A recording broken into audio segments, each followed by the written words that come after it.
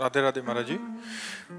महाराज जी, हाँ, आपका थोड़ा सा प्रश्न ऐसा है कि ये कह रहे हैं कि मुझे 15-15 नींद की गोली लेने की नशा की आदत पड़ गई है महाराज जी।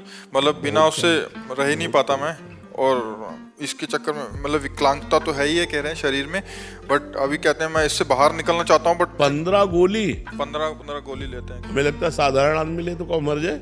आप डॉक्टर को दिखाइए और ऐसे जीवन नष्ट मत कीजिए। खाया था लेकिन उसने कहा कि 90 दिन तक अलग रहो इससे। 90 दिन से अलग रहो, बट ये रह नहीं पा रहे उस चीज से अलग। कैसे रहे? कह रहे कि आदत पड़ गई। जमा करवाना पड़ता है, जैसे पुलिस में पड़ोगे ना अपने ड्रग सेंटर होके वगैरह, हाँ वहाँ पे जाए तो ये सुधर सकता है, क्योंकि हमारे जम्मू कश्मीर में है ना ड्रग सेंटर। हाँ बैन आगे जो 24 घंटे टीके शीके लगा के रहते हैं ना, फिर उनको चिट्टे वाले हो गए, फिर उनको जमा करवाना पड़ता है उधर से। इनके घर वाले थोड़ी सपोर्ट करें फिर। हाँ, ये क्योंकि अब हमारे पास तो इसकी दवा होता है, हमारे पास तो इसकी दवा है, लेकिन आप गोली कैसे छोड़ दो? क्योंकि उसको डोज चाहिए, एक तो कड़ा शासन चाहिए और दूसरा कुछ डोज चाहिए जिससे वो दवाओं के द्वारा। महाराज इनके घर वालों को सपोर्ट चाहिए। हाँ हाँ, तो आप ऐसा कर लो जैसा ये सलाह दे रहे हैं। उधर आपके कहाँ के होगी? आगरा। वहाँ पे कोई ड्रग सेंटर होगा ना, जैसे आजकल गवर्नमेंट ने खोले। हाँ, नशा मुक्ति की।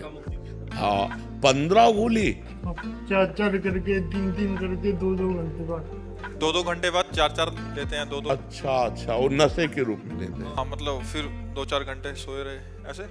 नींद आती है पर नहीं, आप दवा करवाओ बच्चा, नहीं इससे तो शरीर भी और खराब हो जाएगा। ये तो आगे महाराज थोड़े 10 दिन हो गए वृंदावन में, एक भी गोली नहीं ली। 10 दिन वृंदावन हो गए हैं, बट एक भी गोली नहीं। या तुम 10-20 दिन और बने रहो, वाह, एक को गोली मत खाओ, ठीक हो जाओगे। और क्या, ये तो बहुत बड़ी बात तुमने बता दी कि 10 दिन हो गए और एक भी गोली नहीं खा। यहाँ कोई गोली देता नहीं। कह रहा यार मांग जा तो रहा हूँ, बट गोली नहीं दे रहा कोई। नहीं, तुम और वृंदावन रुको और छोड़ दो बच्चा। यार तुम छोड़ सकते हो, जब 10 दिन से छोड़ दिए तो 90 दिन नहीं रहने वाला हूँ। बढ़िया है तुम। और राधा राधा जपो, राधा राधा। 1 साल से लोगों ने डिप्रेशन में डाल दिया कि तू किसी काम का नहीं है, तेरी नौकरी नहीं लग रही तेरे। डिप्रेशन में आके लेना शुरू किया, फिर आदत। नहीं, अब चिंता मत करो, तुम्हारी सबसे बड़ी नौकरी तुम राधा राधा जपो, ठीक है। अखिलेश मिश्रा जी, काशी से। श्री हरिवंश गुरुदेव, आपके चरणों में कोटि कोटि प्रणाम। महाराज जी, वापसी की तैयारी कब व कैसे की जाए? देहाभिमान पूर्णता गलित कैसे और कब होगा? देखो, विषयों की स्फुरणा होती है सबसे पहले। जब हम विषयों का चिंतन करते हैं, देहाभिमान गलित होने का उपाय बता रहे हैं, क्योंकि कर्ता और भोक्ता ही देहाभिमान है। मैं ये करता हूँ और मैं ये भोगता हूँ। तो अंतःकरण में विषय स्फुरणा होती है, मन में बुद्धि उसका निश्चय करती है, चित्त उसका चिंतन करता है। विषय स्फुरणा में अगर हमारी थोड़ी भी प्रीति हुई तो संकल्प बन जाता है। संकल्प में प्रीति होने से वो कामना बन जाती है, और कामना से क्रिया होती है। क्रिया में सुख भोगने की लालसा होती है। तो कर्ता और भोक्ता भाव देहाभिमान है। हम ऐसा भजन करें कि स्फुरणा कोई नष्ट कर दे। स्फुरणा संकल्प न बनने पावे, संकल्प कामना न बनने पावे, कामना क्रिया में न उतारने पावे। जितने भी भोग सुख हैं वो सब क्षणिक हैं, सब नाशवान हैं। शरीर निर्वाह के लिए मैं शरीर नहीं हूँ। शरीर निर्वाह के लिए हम केवल विषय सेवन करें, और शरीर का जो धारण करने का लक्ष्य है वो भगवत प्राप्ति है। इसलिए एक क्षण भी नाम का अंतराय न रह जाए। हर क्षण नाम चलता रहे, जिससे स्फुरणा ही न बने, संकल्प ही न बने, कामना ही न बने, क्रिया ही न बने। तो हमारी सुख भोगने की लालसा और कर्ता भाव, मैं ये करता हूँ, मैं ये क्रिया की और उससे ये सुख भोगा, ये दोनों भाव जितने क्षीण होते जाएंगे उतना अभिमान गलित होता जाएगा। निरंतर नाम, खूब डट के भजन, और आहार उतना ही जितने से हमारी शरीर प्रक्रिया चल जाए। आहार का साधना में बहुत बड़ा रोल है। अगर हम बाजारी आहार ज़्यादा पाएंगे तो रजोगुण और तमोगुण रहेगा, सतोगुण नहीं रहेगा। अगर हम सात्विक आहार पाएंगे तो रजोगुण तमोगुण का नाश हो जाएगा और सात्विक प्रवृत्ति भजन में रहेगी। और जितना भजन में सात्विक प्रवृत्ति रहेगी उतने देहाभिमान गलित होता जाएगा। असत आचरणों से देहाभिमान पुष्ट होता है, सद आचरणों से देहाभिमान गलित होता है। जितना मन मलिन होता है उतना देहाभिमान पुष्ट होता है, जितना मन निर्मल होता है उतना देहाभिमान गलित होता है। जितना संसारी पुरुषों का संग करते हैं देहाभिमान पुष्ट होता है, जितना संत पुरुषों का संग करते हैं देहाभिमान गलित होता है। ये हमें सावधानियां रखनी है और हमें ऐसे चलना है। नाम एक तार चलाना है, स्फुरना ही ना होने पाए मन में विषय की, कामना की, क्रिया की स्फुरना ही ना होने पाए। और क्रिया करना ही है हमको। जैसे आप ऑफिसर हो तो अपने डिपार्टमेंट में आपको कार्य करना है, तो सब में भगवत स्वरूप देखते हुए अपने कर्तव्य के अनुसार व्यवहार करते हुए बिल्कुल निरपेक्ष रहते हुए, करते हुए भी नहीं कर रहे हैं, नहीं करते हुए भी कर रहे हैं। इस स्थिति में जब तक हम नहीं आएंगे तब तक देहाभिमान गलित नहीं होगा। नाम खूब जप करो, पवित्र आहार अल्पाहार करो और इतना भजन करो कि स्फुरना ही किसी कामना की न होने पावे। और अपने कर्तव्य का ज्ञान रखो कि हमारा जो पद है उसके अनुसार हमें समाज में क्या व्यवहार करना है, उसमें अपराध न बनने पावे। तो इसी से भगवत कृपा से देहाभिमान गलित होकर यंत्रवत क्रियाएं हो रही, कर्ता आप नहीं है। जैसे इनके शरीर की क्रियाएं हो रही, आप कर्ता अपने को नहीं मानते, ऐसे इस शरीर की क्रियाएं हो रही तो आप अपने को कर्ता नहीं मानते। जैसे इनके पाप पुण्य के आप अधिकारी नहीं है, ऐसे जो अकर्ता पुरुष है, जो समदर्शी पुरुष है, वो अपने शरीर के पाप पुण्य का अधिकारी नहीं होता, वो मुक्त हो जाता है। जिसका देहाभिमान गलित हो गया उसके द्वारा पूरे संसार की हत्या हो जाए तो पाप नहीं लगेगा, पूरे संसार का भंडारा हो जाए तो कोई पुण्य नहीं लगेगा।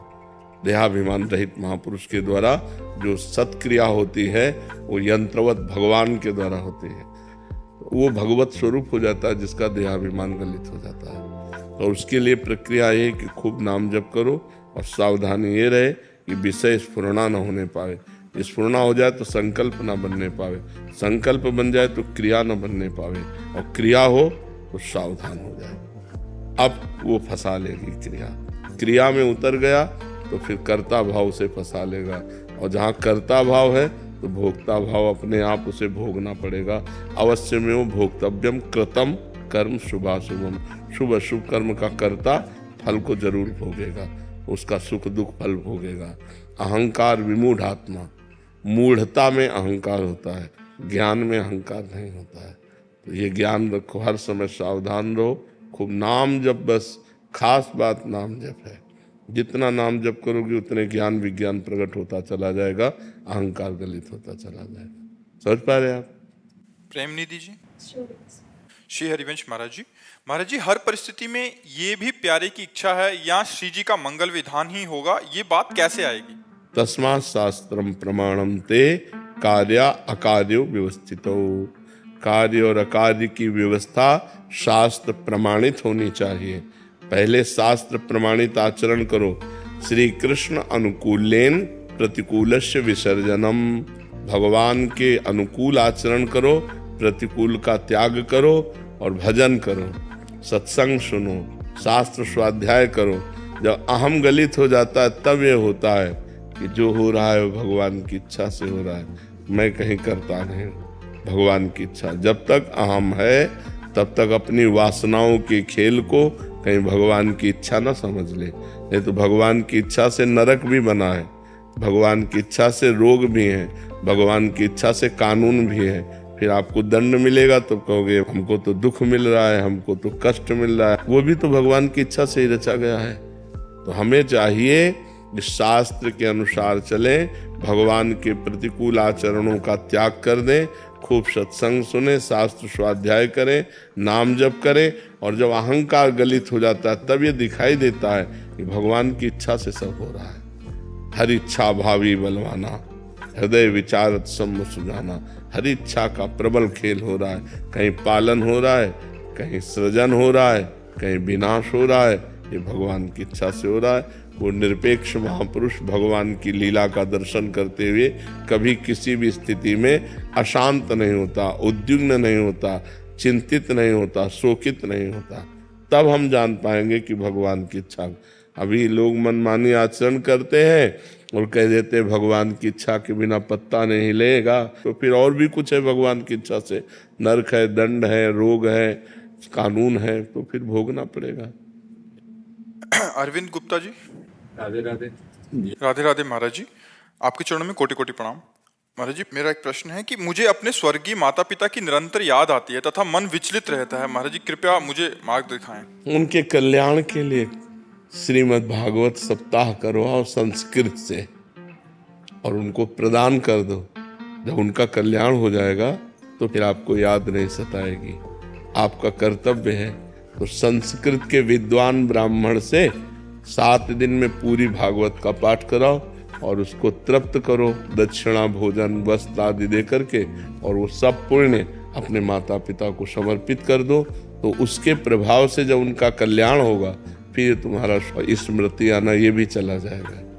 उनका कल्याण होना अनिवार्य है, क्योंकि आप उनके पुत्र हो, वो आपके माता पिता हैं। उनके कल्याण के लिए आप ऐसा करो। कोई विद्वान ब्राह्मण देखकर जो बेईमानी ना करे।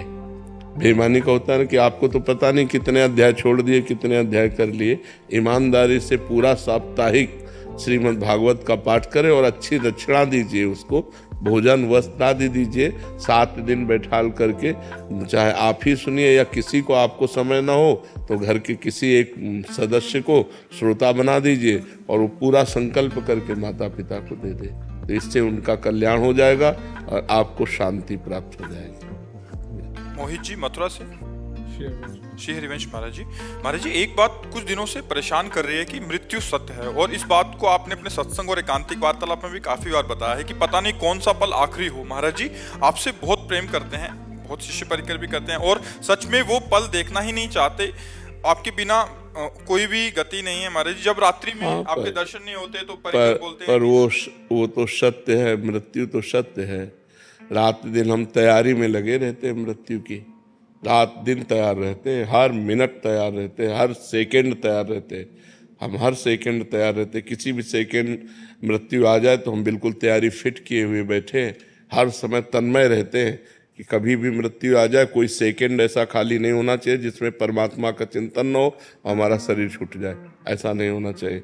हम इसीलिए उत्तर दे रहे हैं, लेकिन हम तैयार बैठे हैं उत्तर देते हुए कि पता नहीं अगला शब्द हम बोल पावे कि ना बोल पावे। वो भगवान में हर समय राधा राधा राधा उत्तर बोलते हुए। और जाना तो बच्चा पड़ेगा ही, इसका नाम मृत्यु लोक है, सबको जाना पड़ता है। बुरा से बुरा आदमी भी जाता है, अच्छा से अच्छा आदमी भी जाता है। यहाँ भगवान भी अवतरित हुए तो उनको लीला संवरण करनी पड़ी। बड़े बड़े धर्मात्मा महात्मा हुए, उनको भी जाना पड़ा, तो जाना तो पड़ेगा ही। यहाँ नाम ही इसका नाम मृत्यु लोक है। यहाँ तो मरना ही पड़ेगा, चाहे हम हो, चाहे आप हो, या कोई भी हो। जब तक हैं तब तक उसका आनंद ले लो, नहीं उनकी आज्ञा के अनुसार जीवन चलाओ। उनकी जैसी आज्ञा रही वैसे जीवन चलावे तो वैसे ही अनुभव होगा, वैसे ही अनुभव होता रहेगा। जैसे हमारे सानिध्य में आप सुख ले रहे, ऐसे एकांत में यदि हमारी आज्ञा का पालन करेंगे तो आपको हमारा सानिध्य मिलता रहेगा। क्योंकि हम भगवान के हैं, और भगवान आप जब चिंतन करोगे तो यही रूप भगवान आपके दिमाग में भर देंगे। तो आपको लगेगा गुरु जी तो मेरे साथ रहते हैं, मेरे से कभी अलग ही नहीं है। प्रगट में भले दिखाई दें कि वो अंतर ध्यान हो गए, लेकिन वो तो हर समय हमारे साथ रहते हैं। जब आप गुरु आज्ञा का पालन करके भजन करोगे तो गुरु का सानिध्य बना रहेगा। मोहन गुप्ता जी सूरत से। श्री हरिवंश महाराज जी।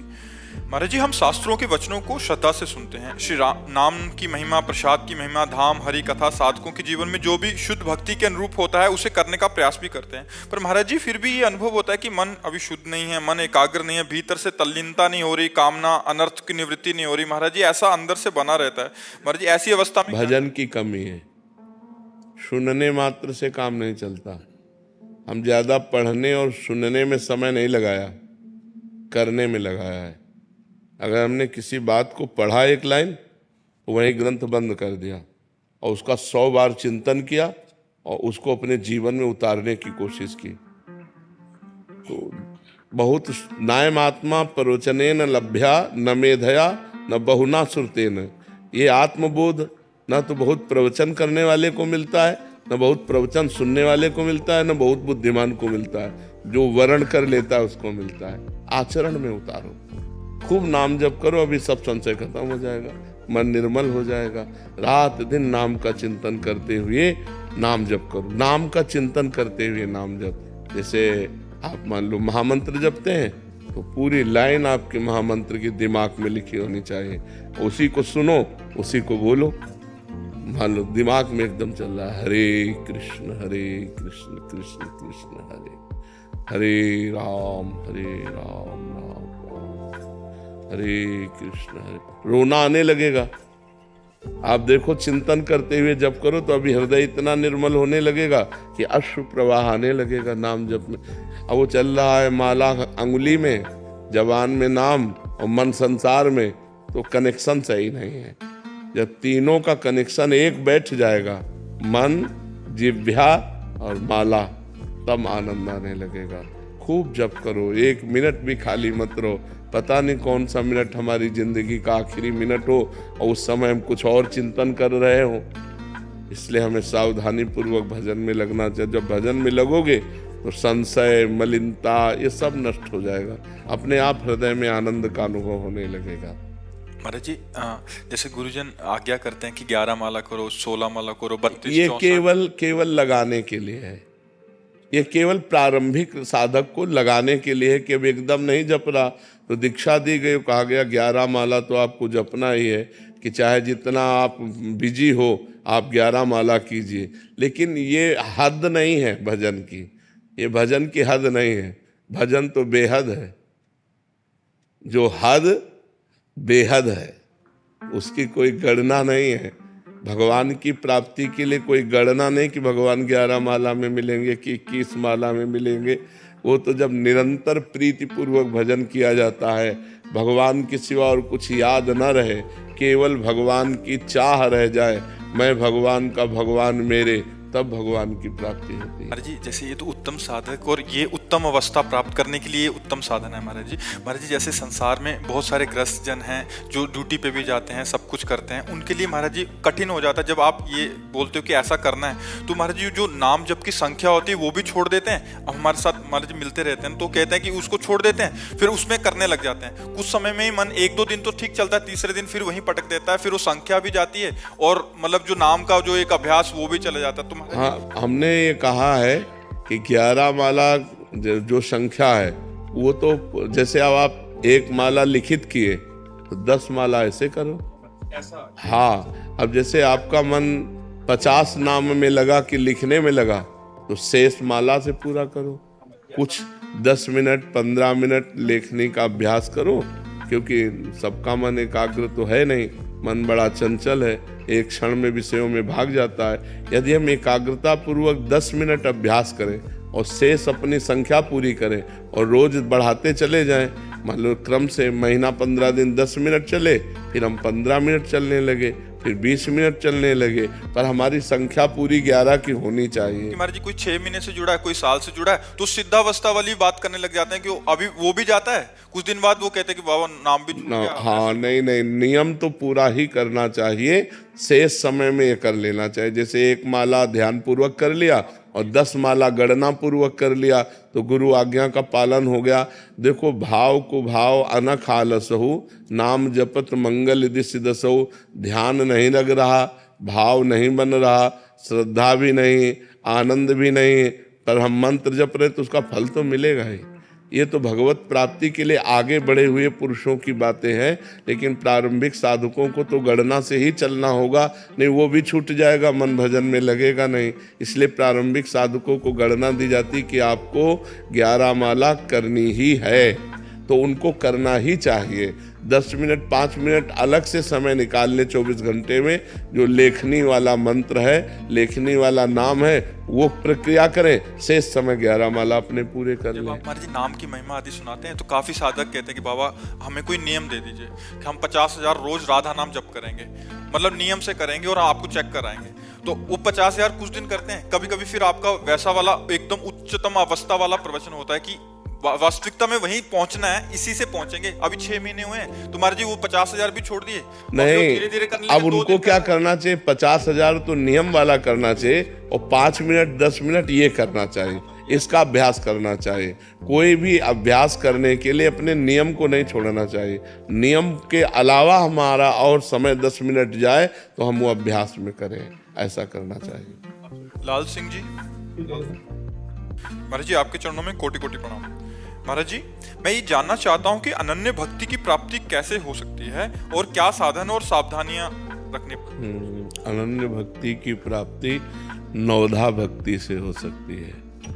भगवान की लीला कथाओं का श्रवण करना, भगवान के नाम का कीर्तन करना, लीला कथाओं का गायन करना, भगवान के स्मरण में डूबना, भगवान की चरण सेवा करना, भगवान का दास भाव रखना, भगवान ही मेरे सखा हैं और भगवान का अर्चन बंदन करना और भगवान में पूर्ण समर्पित हो जाना।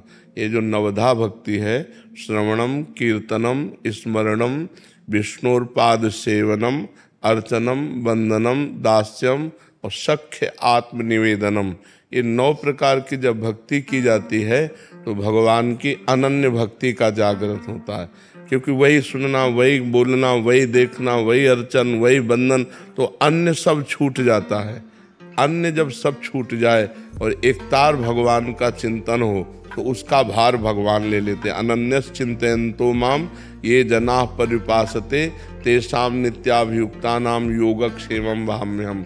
भगवान कह रहे जो मेरा अनन्य चिंतन करता है उस भक्त के योगक्षेम का वहन मैं करता हूँ।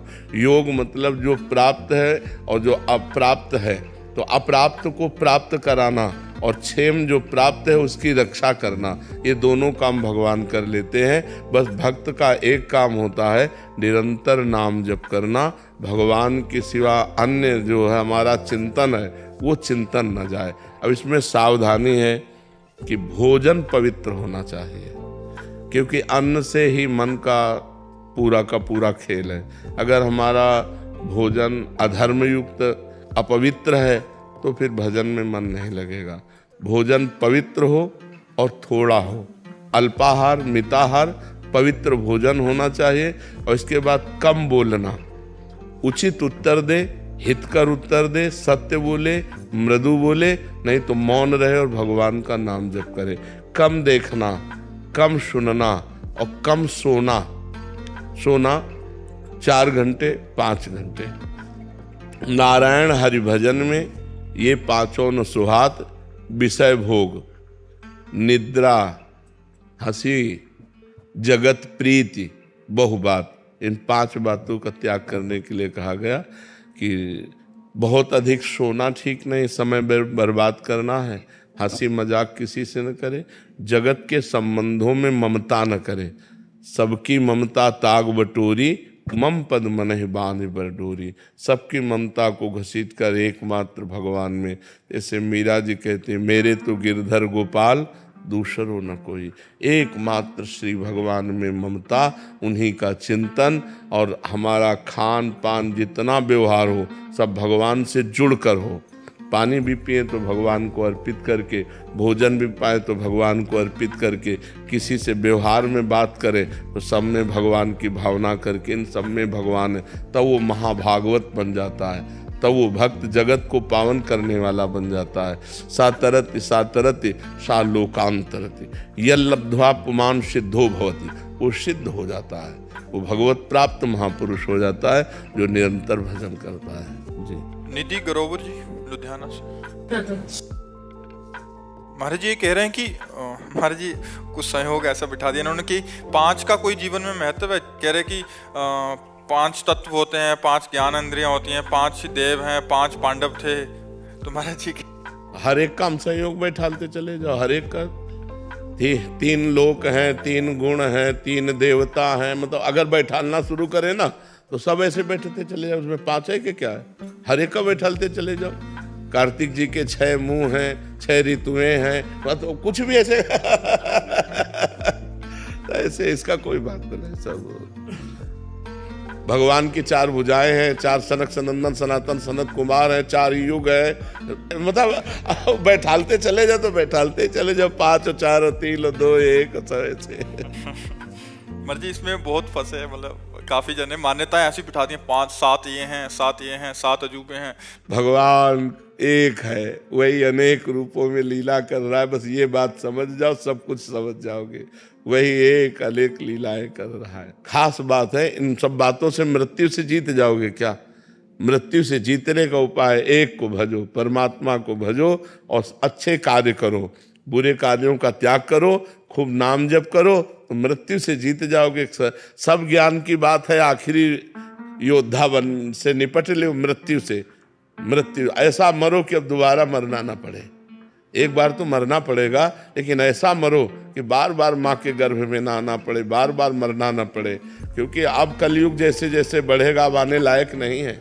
ऐसा भजन करो कि इसी जन्म में भजन करके भगवान की प्राप्ति हो जाए, नहीं तो रोज का रोज मलिनता बढ़ती चली जा रही। आज के 40 वर्ष पहले जो हमने पवित्रता देखी वो अब नहीं रह गई। माताओं बहनों में, पुरुषों में, भाई बहनों में पवित्रता, व्यभिचार, व्यसन, ये जो असम्मान की वृत्तियां बढ़ रही हैं वो और आगे बढ़ती चली जाएंगी, राक्षसी प्रवृत्ति होती चली जाएगी। देखो, पति पत्नी में विश्वास नहीं रह गया, पुत्र माता में विश्वास नहीं रहे, तो बड़ा समय धीरे धीरे गंदा आता चला जाएगा। इसलिए भजन करके अभी भगवान को प्राप्त कर लो, आगे समय और गलत आएगा और गलत आ जाएगा। योगेश शर्मा जी। श्री हरिवंश महाराज जी। महाराज जी, अपनी उपासना में अनन्यता पे बहुत बल दिया गया है। ऐसे महाराज जी कह रहे हैं कि दीक्षा की जो दिनचर्या मिलती है उसमें कहते हैं हम जो पाठ है उसके साथ नरसिंह कवच, श्री राम रक्षा स्तोत्र, आदित्य हृदय स्तोत्रम और ये सब पाठ करने में कोई दोष तो नहीं है? नहीं, दोष नहीं है, करते रहो। अभी तो बच्चा हो, जब आगे जाओगे तो अनन्य हो जाओगे। अभी करते हैं, सब करते हैं। महाराज एक और निवेदन है कि गृहस्थ में रहकर, लाइक जैसे मैं पुरुष देहधारी हूँ और साधक हूँ, तो वृंदावन की रहनी गृहस्थ में रहकर कैसे मतलब? वृंदावन की रहनी की तरफ मत जाओ, वृंदावन के चिंतन की तरफ जाओ। हाँ, रहनी तो जो वृंदावन वास करेंगे तो उनकी फिर रहनी एक अलग होती है। सब में भगवत स्वरूप भावना करते हुए निरंतर वृंदावन बिहारिणी बिहारी जी का चिंतन करते हुए, भूख लगेगो मांग खाओंगो, गिनो न सांझ सवेरो, ब्रजवासिन के जूठ टूकर घर घर छाछ महेरो, ऐसो कब करी हो मन मेरो। खास बात है राधा राधा राधा, ये न भूले, चाहे गृहस्थ हो, चाहे विरक्त हो, चाहे घर में रहे, चाहे वन में रहे, चाहे जहाँ रहे। अगर भगवान का चिंतन कर रहा है तो घर भी वन है, अगर भगवान का चिंतन नहीं हो रहा तो प्रपंच है, चाहे जिस वन में वास करे, चाहे वृंदावन वास करे, चाहे जिस वन में वास करे, अगर वो प्रभु का चिंतन नहीं कर रहा तो क्या फायदा, मतलब क्या रहेगा। और अपने घर में रह रहा है और बिहारी जी का चिंतन कर रहा है, राधा राधा जप रहा है, तो संत ही है, वो वनवास ही कर रहा है। प्रधान वृत्ति रखो चिंतन की, भजन की। भजन करोगे, किसी माता बहन की तरफ गंदी दृष्टि से ना हेरे, कोई नशा न करे, मांस आदि ना खाए, किसी की तरफ बेईमानी की भावना न हो, बहुत बढ़िया संत है वो, चाहे पैंट शर्ट में हो तो भी संत है। अगर आचरण संत के नहीं है और वो संत भेष में तो राक्षस ही है, और अगर उसको संत भेष नहीं लेकिन आचरण संत के तो संत ही है, चाहे गृहस्थ में चाहे जाओ। बात समझ में आई? हरिता शर्मा जी। राधे राधे महाराज जी। महाराज जी कह रहे हैं कि जब भी इनको कोई भागवतिक अनुभव होता है, यहाँ तक कि कम समय में तुरंत परेशान हो जाते हैं। इन्हें ऐसा लगता है कि जो अनुभव हुआ बस वो मेरा भ्रम था, इसके बाद बड़ी निराशा और बाद में भय और डर पैदा होता है। महाराज जी ऐसे कोई भागवतिक अनुभव नहीं होते जिनमें निराशा और भ्रम और भय और संशय हो। भागवतिक अनुभव ऐसे नहीं होते, वो मन की कल्पना हम मान सकते हैं, लेकिन जो अनुभव होगा तो निर्भय, निश्चिंत, निशोक, संशय रहित, विपरीत भावना का त्याग, ये 6 बातें आती हैं। भागवतिक अनुभव में ये 6 बातें आती हैं। निर्भय, निश्चिंत, निशोक, संशय रहित, विपरीत भावना का त्याग। एकदम अद्भुत आनंद की अनुभूति। छोटा भी आनंद का अनुभव होगा तो धीरे धीरे वो बड़े की तरफ बढ़ता चला जाता है। संशय किस बात का? महाराज जी, वैसा होता है जैसा वो आनंद आ जाता है, उसके बाद तुरंत वो मुझे लगता है कि मैं खुद का मैं वो सोच रहा हूँ ऐसा हो रहा है, लेकिन जब आनंद आएगा तो सोचने लायक नहीं रहोगे। जब आनंद आएगा तो सोचने लायक नहीं रहोगे। जब तक सोचने लायक हो तब तक वो आनंद नहीं आया। वो जो भागवतिक आनंद आएगा तो सोचने लायक नहीं रहोगे, उसी में डूब जाओगे, उसी में डूब जाओगे। वो आनंद बढ़ता, छिने घटे छिन बढ़े, सो तो प्रेम न होए, अघट प्रेम पिंजर बसे, प्रीति कहावै सोए। भगवान की प्रीति से जो आनंद का अनुभव होता है वो घटता नहीं है। हाँ, प्रेम सदा बढ़िबो करे, प्रतिक्षण वर्धमानम। ऐसे आनंद प्रतिक्षण बढ़ता रहता है, संशय की तो कोई गुंजाइश नहीं रहती है। भगवान का आश्रय दृढ़ लो और भजन बढ़ाओ तो सब ठीक हो जाएगा। भगवान का आश्रय लेकर और भजन बढ़ाओ तो सब ठीक हो जाएगा। शशिकला साहू जी, श्री हरिवंश महाराज जी। महाराज जी, परम पूज्य श्री राधा बाबा ने अपने एक पत्र में लिखा था कि हनुमान प्रसाद पोदार जी धोती कुर्ता में एक साधारण बनिया से दिखते हैं, पर इनके दोनों नेत्रों में राधा और कृष्ण विराजमान हैं। युगल सरकार ने इनके चित्त पर पूरा कब्जा कर लिया है। ऐसे में मनुष्य को तो क्या, चाहे कोई सूकर कुकर भी एक बार इनकी दृष्टि में आ गया तो उसका कल्याण अवश्य संभावी है। महाराज जी, पूज्य बाबा जी की वाणी पूरी की पूरी आपकी वाणी में घटित होती है। एक करुणा में गुरुदेव, ये जी एक दृष्टि की याचना है। संतों की जो दृष्टि होती है वो भगवान नाम होता है। हम पर गुरु कृपा है, हम पर गुरु दृष्टि पड़ गई है, इसका मतलब हमारे आचरण ठीक हो जाए और हमारा भजन बनने लगे। हम संत संग कर रहे हैं, इसका फल है कि हमारे अंदर भी भगवान की प्रियता बढ़े, हमारे अंदर सतमार्ग की बातें बढ़े, गंदी बातें हमारे हृदय से दूर हो जाएं। यही दृष्टि होती है। ऐसे देख लेना देखना नहीं होता, हृदय से देखना देखना होता है। हृदय के नेत्रों से संत जब देखते हैं तो सामने वाले का जीवन परिवर्तन होना शुरू हो जाता है। उसका जीवन, हम देखें ना देखें, अगर हम हृदय से बात कह रहे हैं तो हमारी बात जहां जहां जाएगी वो लाखों का परिवर्तन कर देगी। अगर हम इसी बात को कहकर पैसा चाहें, इसी बात को कह के सम्मान चाहें, इसी बात को छल कपट से कहें तो एक के ऊपर भी प्रभाव नहीं पड़ेगा। और अगर निष्कपट भाव से कि हमारे देश का मंगल हो, हमारे विश्व का मंगल हो, तो हमारी बात जाएगी और जाकर आपका सुधार करेगी।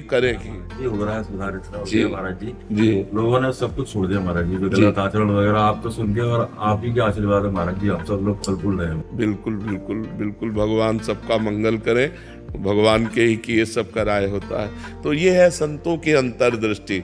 ऐसे देखना अलग बात होता है, अंतर्दृष्टि से देखना अलग बात होता है। सुधीर कुमार जी, मथुरा से। राधे राधे महाराज जी। महाराज जी, आपके प्रवचन देश के युवा, महिला, पुरुष सभी देखते और सुनते हैं। सभी में आपके प्रवचनों का काफी प्रभाव भी हो रहा है महाराज जी। युवा गलत संगत से अपने आप को सुधार रहे हैं, जिनके लिए गुरुदेव हम सभी आपका कोटि कोटि प्रणाम करते हैं महाराज जी। गुरुदेव, जीवन में किस प्रकार की भक्ति भजन करें हम, गृहस्थ में, व्यवहार में रहते हुए, नौकरी पेशा में रहते हुए, कि हमें साक्षात प्रभु के दर्शन? हाँ, भक्ति का अलग अलग स्वरूप है। हर व्यक्ति के लिए एक जैसी भक्ति नहीं है, क्योंकि अलग अलग पोजीशन, अलग अलग कर्तव्य कर्मों में लगा हुआ है, तो उसके लिए अलग अलग भक्ति का स्वरूप है। अब जैसे आप अपनी पोस्ट पे हैं तो आपको अगर हम कहें कि आप 6 घंटा बैठकर माला चलाइए तो गलत उपदेश है।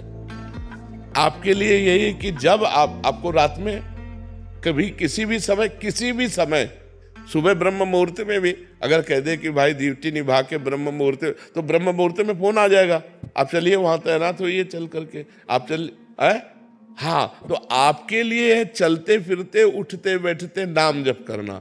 और सबसे बड़ी बात है, अधार्मिक पुरुष को बख्शना नहीं और धार्मिक पुरुष को दंड नहीं देना। ये खास बात है। भक्ति का अलग अलग स्वरूप होता है। मतलब रुपया का प्रलोभन या कोई ऑफिसर का भय आपसे गलत करवा दे, वो हमें नहीं करना। तो आप बड़े ऑफिसर के द्वारा या रुपए का प्रलोभन हमारे द्वारा अधर्म न होने पावे, बस इस बात। बड़े ऑफिसर का ज्ञान हमें इसलिए हुआ कि एक अधिकारी यहाँ करके बोला था, तो हम कहा, अरे वीडियो चल रहा है, तुम क्या बोल रहे हो? बोले 3 बार सस्पेंड हो चुका हूँ, बोलते बहुत नौकरी से निकाल दिया जाऊंगा, मुझे इसकी कोई परवाह नहीं है। बोले अब मैं अधर्म नहीं कर सकता, जब से आपका प्रवचन सुना हो, बोले मैं अब अधर्म नहीं कर सकता। तो अब जैसे गांव भाषा में उसे घूस कहते हैं, कोई घूस दे करके हमसे गलत करवा ले, ऐसा नहीं हो सकता। या कोई अधिकारी हमको प्रलोभन देकर या भय दे करके हमसे गलत करवा ले, ऐसा नहीं हम करेंगे। तो हमारा डिपार्टमेंट जो कानून हमें आदेश करता है, हम उसके जितना हमें अधिकार मिला है, हम कानून के अधिकार के अनुसार दोषी को दंड देना और निर्दोष की रक्षा करना और भगवान का नाम जप करना, यही भक्ति है। क्योंकि आप कभी ठाकुर जी को बैठ करके स्नान करवा रहे हो और उसी समय फोन आ जाए तो आपको छोड़ के भागना पड़ेगा। तो सबसे बड़ी भक्ति आपकी है कि राष्ट्र सेवा में जो आपको पद मिला है, अपने अधिकार के अनुसार हम उसका बर्ताव करें और सरकारी पेमेंट से अपना जीवन पोषण करें। हमको घूस नहीं चाहिए, जिसके द्वारा हम अधर्म बने वो हमें कार्य नहीं चाहिए। हमने देखा है, आपको सच्ची बताए, जो गलत आचरण करते हैं उनके परिवार में उसका प्रभाव पड़ता है। उनके बच्चे, उनके परिवार, उनका परिवार मतलब विध्वंस हो जाता है, भले वो सारी व्यवस्था किए रहे। अगर निर्दोष पुरुष को दंड दिया जाए और उसकी हाय लग जाए, कभी सरसब्ज नहीं हो सकते आप। तो दोषी को बख्शो मत, चाहे जितना रुपया वो दे, और निर्दोष को दंड मत दो। पर यही सबसे बड़ी भक्ति और नाम जप करो। और गंदे आचरण तो करे ना, मान लो मांस है, मदिरा है, ये चीजें त्याग कर दे और ऐसे चले, तो आपके लिए माला चलाने वाली भक्ति ज्यादा नहीं है कि आप बैठ करके पूजा पाठ और भक्ति। आप अपने तैनात रहिए और नाम जप कीजिए, वह भय और प्रलोभन से बच जाइए, तो इसी से मंगल हो जाएगा। सुरेश सोम जी मेरठ से। महाराज जी राधे राधे, आपके चरणों में कोटि कोटि प्रणाम। महाराज जी, जन्म और मृत्यु पहले से ही तय होता है, फिर अकाल मृत्यु का क्या अर्थ है?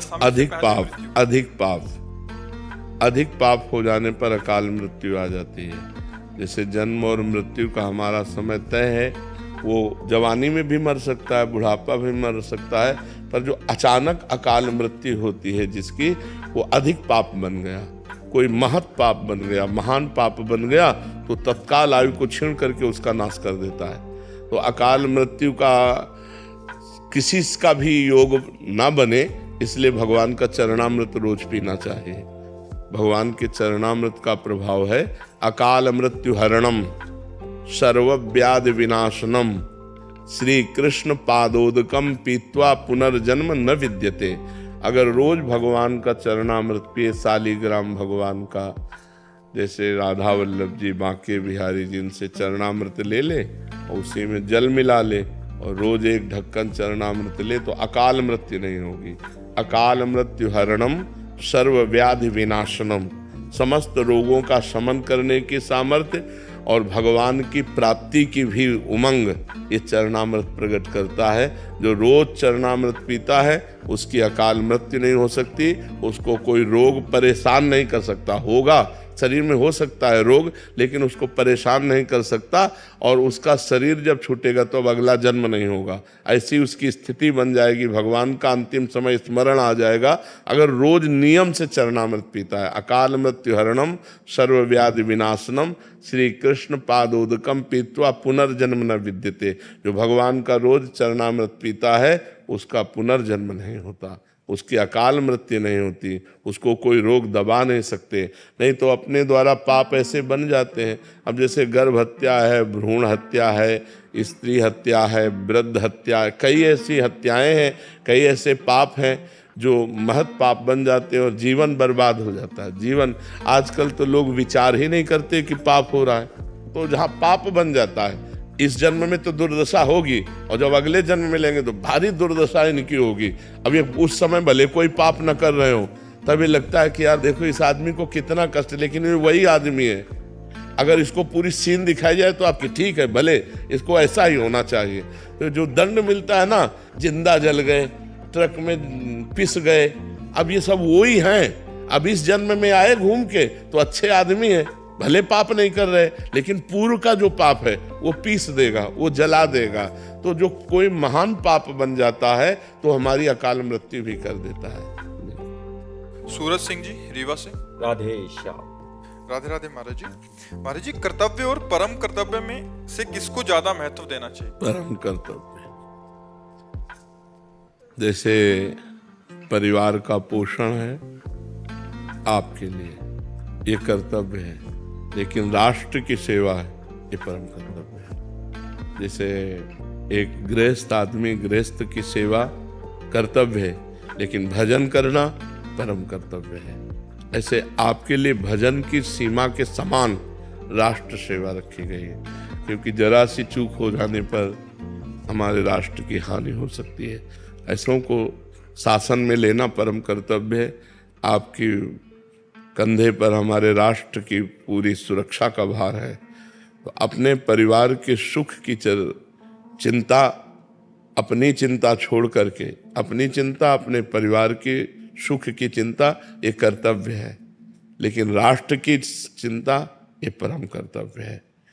अब जब राष्ट्र की सेवा से जब समय आपको मिले, तब एक परम कर्तव्य है भगवान की प्राप्ति करना। जैसे आप राधा राधा रटते हुए गोली खाते हैं और चले जाते हैं, तो आपको सीधे भगवान की प्राप्ति होगी, इसमें कोई अंतर नहीं। आप युद्ध में हैं, भगवान को भूल चुके हैं और आप क्रोधावेश में युद्ध में अपने शत्रुओं को मार रहे हैं, तो आपको स्वर्ग की प्राप्ति होगी, सीधे स्वर्ग की प्राप्ति होगी, जो बड़े बड़े यज्ञकर्ताओं को प्राप्त होती है। ये छोटा मोटा नहीं है, राष्ट्र सेवा ये परम कर्तव्य धर्म है। सामने अधर्मी लोग जब विराजमान हैं, फिर उस समय हमको और कोई चिंतन नहीं करना, बस उनके प्राण हरण करना, उनका नाश करना है अधर्मियों का।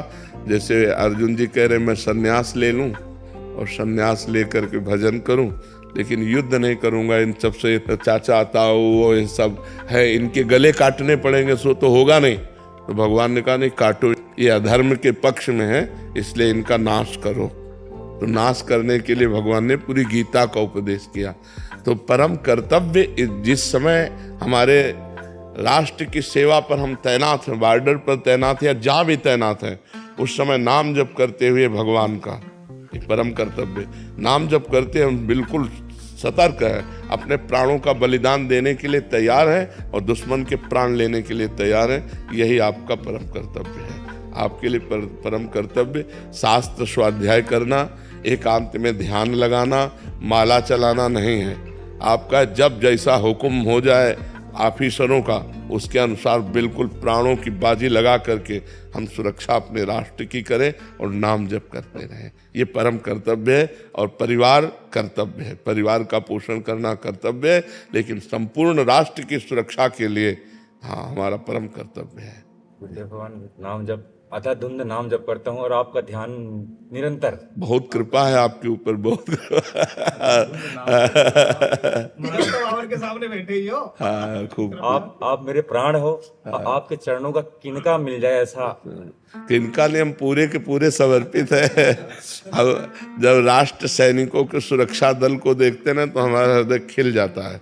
जैसे सूर्य को देखकर कमल खिलता है, ऐसे ही हमारा हृदय आनंदित हो जाता है, क्योंकि एक तपस्वी संत जैसे तपस्या के द्वारा सर्वे भवन्तु सुखिना सर्वे सन्तु निरामया सर्वे भद्राणि पश्यन्तु मा कश्चित् दुःख भाग् भवेत्, ऐसे आप भी तपस्या कर रहे हैं। आपको चाहे हिमालय में खड़ा कर दिया जाए, चाहे बॉर्डर पर खड़ा कर दिया जाए, चाहे भूखा रखा जाए, चाहे गर्मी हो चाहे सर्दी हो, परिवार के प्यार से दूर कष्ट सहते हुए राष्ट्र सेवा में हो, तो संत और सैनिक ये दो हमारे परम पूजनीय हैं।